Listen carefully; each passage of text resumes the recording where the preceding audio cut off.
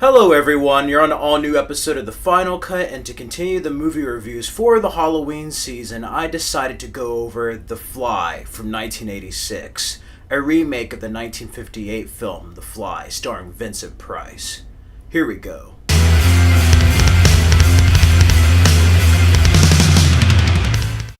The 1986 version of The Fly is directed by David Cronenberg. It stars Jeff Goldblum as Seth Brundle, Gina Davis as Veronica Quaife, and John Getz as Stathis Borans. That's the cast and crew of The Fly, and it follows Jeff Goldblum. He plays Simon Brundle, and he's a scientist. In a way, this is a horror film, but also it is in fact a drama, and a romantic drama at that. He meets Gina Davis, who plays Veronica, and they form this relationship. He's trying to basically create this teleportation device in two pods.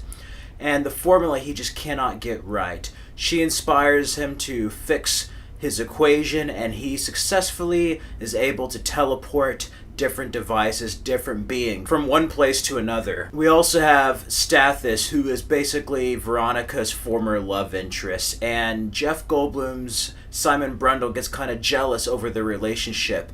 What he doesn't know is that Stathis is blackmailing Veronica and threatening to go after Simon.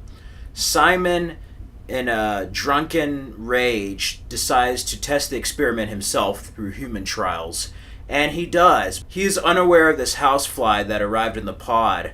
Pretty much, he thinks he comes back normal, but he has higher aggression, higher strength, more of a sex drive. He's with Veronica, and he becomes someone other than himself, and he's slowly starting to mutate. He finds out that he is in fact half human and half fly, that the teleportation pod basically blended both the housefly's DNA and his own, and he is transforming.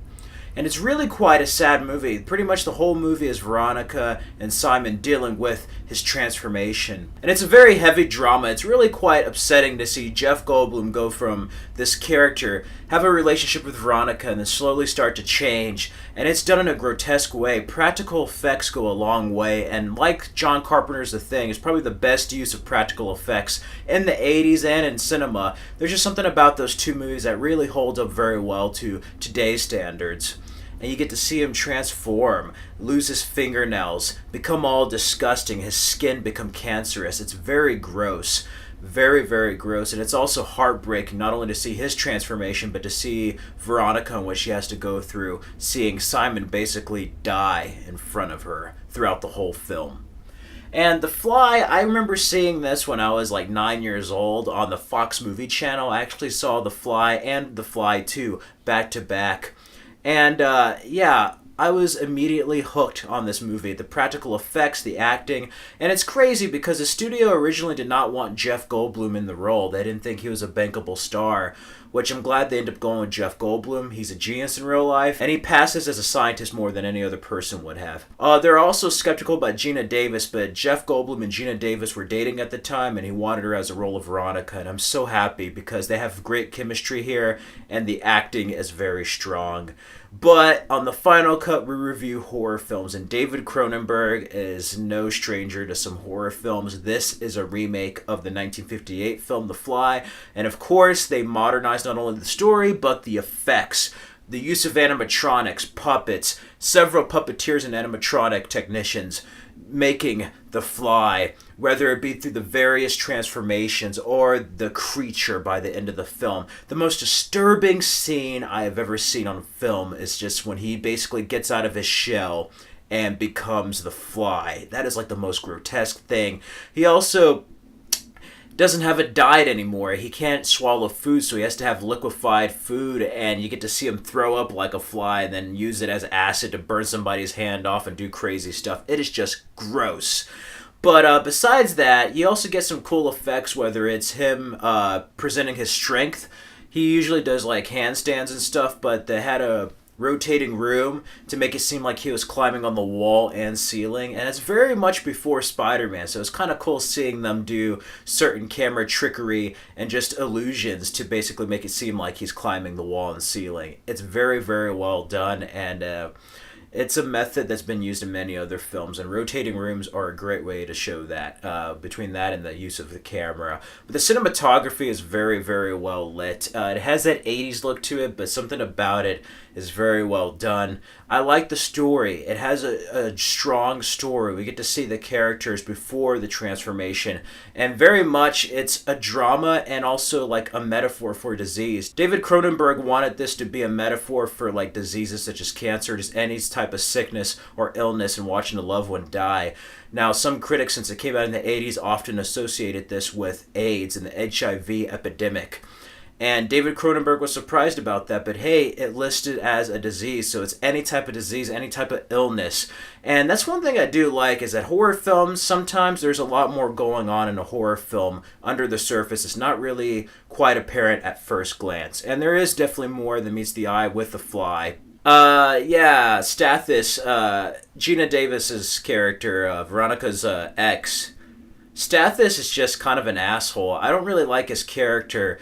He's like that jealous ex-boyfriend that doesn't want her dating anybody else but him, and he uses methods to try to attack Simon and Veronica, but he does, in a way, kind of come through at the end, but he's just not a very likable character. Gina Davis does a fantastic job as Veronica. I like her role. It's nice seeing her meet Simon, and then not only that, dealing with his attitude, dealing with the transformation, then ultimately the sacrifice she has to make at the end. And that's another thing I forgot to mention in the plot points, is that there's this one part in the film where they basically make out, and then later on in the film you discover that Veronica is pregnant with Simon's baby. And she doesn't tell him. She tries to, but doesn't have the courage to tell him. And it's just so sad. And he's already late in his transformation at that point. Such a sad, dramatic scene. And also presents fears she has about the baby being like Simon, being a fly. And there's a great nightmare sequence there. Overall, The Fly is a fantastic remake. This and John Carpenter's The Thing is how you should do remakes. It's a rare occasion of the remake being far superior than the original film. And I give The Fly a 5 out of 5 and an A+. The Fly is a very well done, dramatic horror film. And I wish more movies were made like this. David Cronenberg, of course, has a wonderful filmography. And this film is also another great film by 20th Century Fox at that time. And yeah, Vincent Price was in the original, and it's funny because Jeff Goldblum actually reached out to him saying, I hope you like our film as much as I liked yours.